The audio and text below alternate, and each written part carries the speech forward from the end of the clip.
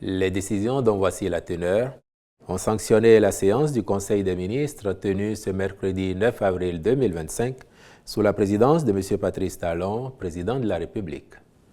Au chapitre des mesures normatives, en point 1, création de la société Bénin-Tour SA et approbation de ses statuts.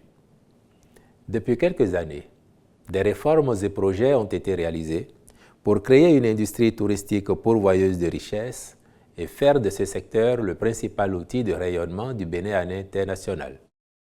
Une évolution satisfaisante s'en dégage avec la mise en place de projets à forte valeur ajoutée, notamment les infrastructures muséales et hôtelières, les arènes culturelles, les espaces de divertissement, les stations balnéaires et divers autres sites attractifs. Dès lors, il s'avère indispensable de déployer une commercialisation à grande échelle de toutes ces offres à fort potentiel touristique. C'est donc dans ce cadre que le gouvernement a décidé de créer la société Bénin-Tour SA, ayant notamment pour objet la réalisation de prestations de tour opérateurs aux fins de vendre la destination Bénin sur le plan international. À ce titre, elle aura pour principale mission la conception, l'organisation et la commercialisation des voyages et séjours touristiques. Elle pourra, par ailleurs, réaliser toutes opérations commerciales, financières, mobilières et immobilières pour favoriser son extension ou son développement. En point 2, mise en place d'un système d'information et de gestion électronique de la commande publique en République du Bénin. Le gouvernement entend tirer parti des opportunités qu'offre le numérique en vue de simplifier et renforcer l'efficience et la transparence des marchés publics en mettant en place un système dématérialisé pour la commande publique. À cet effet, il a été procédé à la révision des tests qui encadrent la passation des marchés. Ce faisant, et au-delà de l'évolution technologique dont les avantages sont irréfutables, la digitalisation de la commande publique va générer d'importants gains et progrès profitables tant aux soumissionnaires qu'aux autorités contractantes. C'est pourquoi, au terme des démarches entreprises avec les parties prenantes, le Conseil a adopté les tests irrelatifs à cette étape et les ministres concernés sont instruits de veiller à leur application. En point 3, modalité de mise en œuvre du numéro unique parcellaire, de confirmation cadastrale des droits fonciers et de mise à jour du cadastre national. Un bilan d'étape de mise en œuvre du décret numéro 2023-684 du 20 décembre 2023 portant sur cette matière fait ressortir d'une part l'aboutissement de la couverture intégrale de la ville de Cotonou en cadastre national par le mécanisme de l'enregistrement collectif. D'autre part, il a permis de constater l'engouement sans équivoque des populations pour le mécanisme innovant de sécurisation du foncier. Aussi, l'ambition du gouvernement étant d'assurer dans un délai raisonnable la couverture intégrale du territoire national, a-t-il été élaboré un programme national foncier dont la vocation est de définir et réunir dans un document exhaustif le montage juridique, technique et institutionnel de mise en œuvre d'un programme foncier spécifique au Bénin. Celui-ci prendra en compte non seulement le cadastre national, mais également d'autres intérêts fonciers tels que la problématique du pastoralisme, la cohésion sociale, la protection de l'environnement, etc. Le présent décret abroge celui de 2023 et consacre une meilleure prise en charge des volets liés à l'égalité de chances, la protection de l'environnement, l'enregistrement collectif de terres au cadastre. De façon spécifique, il intègre à son champ d'application les droits d'usage et met en place de nouveaux moyens pour renforcer la sécurité et la fiabilité du processus tout en favorisant l'enregistrement de toutes les parcelles au cadastre.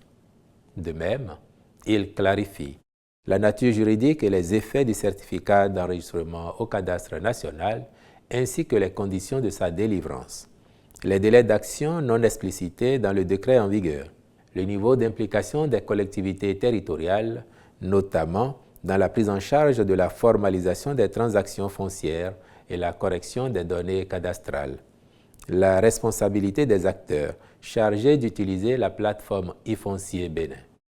Le ministre de l'Économie et des Finances et le ministre chargé du cadre de vie sont instruits de veiller à leur mise en œuvre.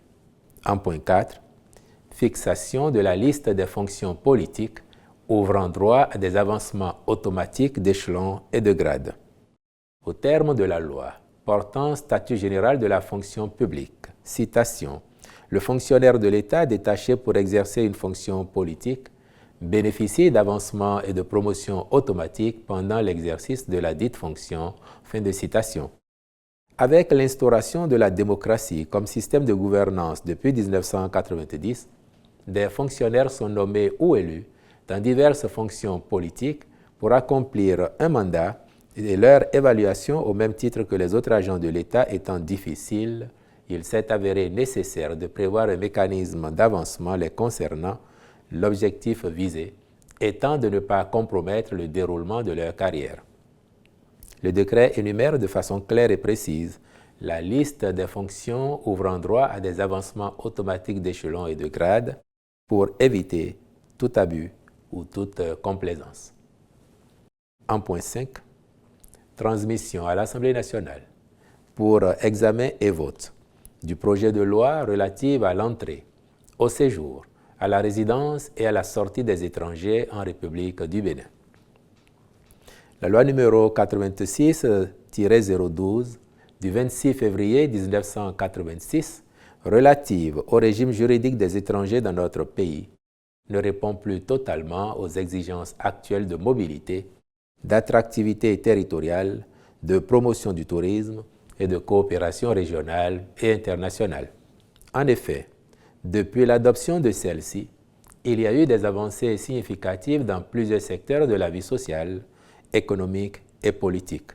C'est pourquoi il est apparu pertinent d'engager la refonte complète de la loi en vigueur afin de mettre en place une législation moderne, équilibrée et cohérente relative à l'entrée, au séjour, à la résidence et à la sortie des étrangers.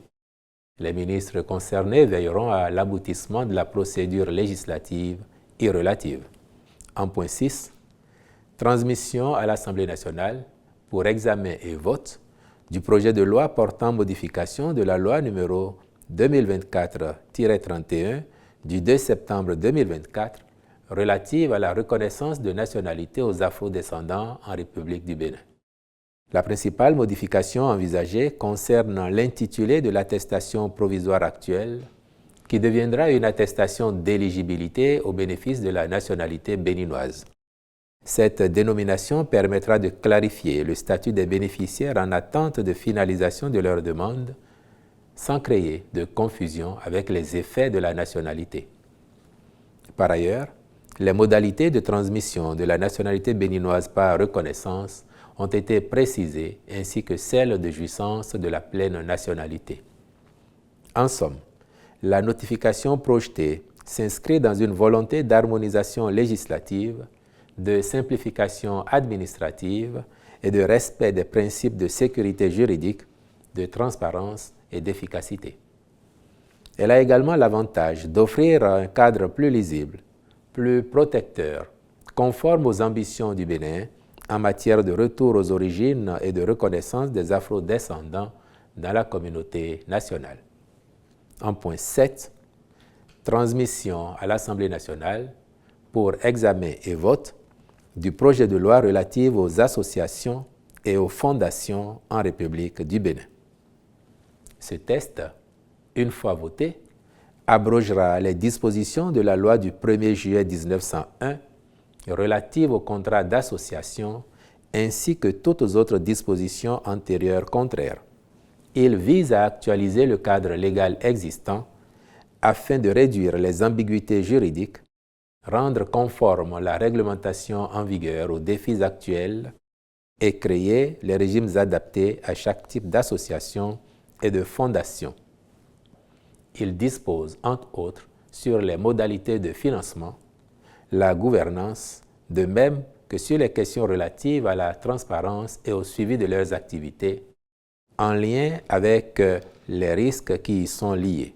Le dit texte institue, en outre, un registre des associations et fondations destiné à recevoir les déclarations d'existence, les inscriptions modificatives les concernant, ainsi que toutes autres déclarations prescrites par les lois et règlements.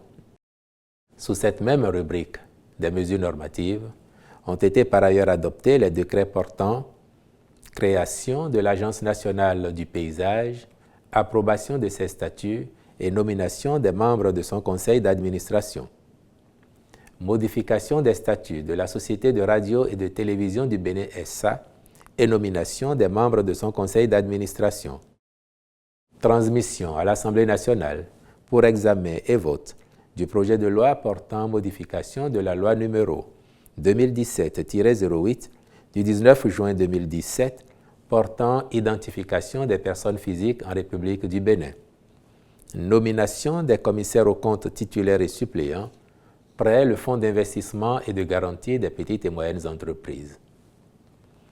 Au chapitre des communications, en point 1, contractualisation avec des cabinets pour diverses prestations dans le cadre du projet de construction d'un village de vacances Club Med à Avlékété. Pour rappel, ce projet consiste à créer un village haut de gamme sur une superficie d'environ 25 hectares avec une offre de restauration de qualité. Il sera composé de 336 chambres, dont 30 suites haut de gamme de type rez-de-chaussée et R+1, 2 restaurants, 4 piscines, un spa de marque de renommée internationale et un espace bien-être, des terrains de tennis, de padel et multisports ainsi que des activités nautiques. Dans le cadre de son exécution, il a été approuvé la contractualisation avec divers cabinets pour des études techniques complémentaires qui permettront d'avoir des données beaucoup plus précises et complètes assorties de cadres de devis quantitatifs et estimatifs affinés par composante pour la sélection d'entreprises en vue de la conduite des travaux. En point 2, contractualisation avec diverses sociétés dans le cadre du projet de construction de l'hôtel de ville de Porto Novo. Cette infrastructure sera érigée sur un site mitoyen de celui de la cité administrative départementale actuellement en construction au quartier Oganla. Elle est composée d'un bâtiment principal de type R+3 avec une surface bâtie de 6 567 m², des annexes couvrant une superficie bâtie de 3 026 m². L'espace est ceinturé par une clôture avec des guérites aux entrées. Les annexes comprennent des locaux techniques, des parkings externes et internes, des abris pour les conducteurs de véhicules, un bloc à usage de cantine, des voiries et réseaux divers. En vue du démarrage effectif du chantier, le Conseil a marqué son accord pour la contractualisation avec diverses sociétés pour la construction, la mission de direction d'exécution des travaux, ainsi que celle de maîtrise d'ouvrage déléguée.